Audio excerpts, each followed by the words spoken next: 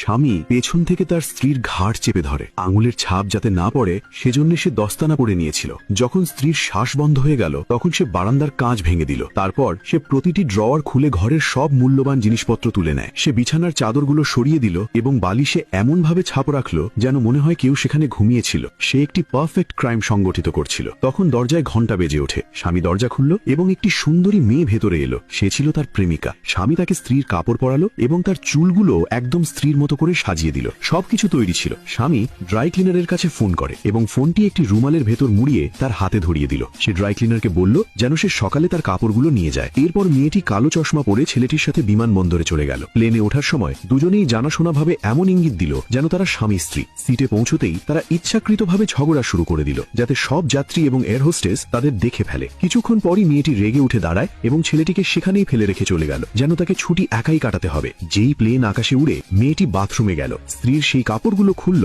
এবং দ্রুত ক্রাইম সিনের সেই বাড়িতে ফিরে এসে কাপড়গুলো দরজার কাছে ফেলে রেখে গেল। অন্যদিকে ছেলেটি দ্বীপে মাছ ধরার সময় বাড়ি থেকে আনা সব রূপোর জিনিস সমুদ্রে ফেলতে থাকে। অপরাধটি পুরোপুরি নিখুঁত মনে হচ্ছিল। যখন লোকটি বাড়িতে ফেরে সে দেখল যে পুলিশ সেখানে আগেই পৌঁছে গেছে। সবকিছু তার পরিকল্পনা অনুযায়ী হচ্ছিল। এখন তাকে কেবল না জানার ভান করতে হবে যাতে মামলাটি খুব সহজেই ডাকাতি এবং খুনের মনে হয়। কিন্তু তখনই ঘরের ভেতর থেকে একটা লোক বেরিয়ে এলো এবং নিজেকে ডিটেকটিভ বলে পরিচয় দেয়। স্বামী তখনই অবাক হওয়ার নাটক করে এবং জিজ্ঞাসা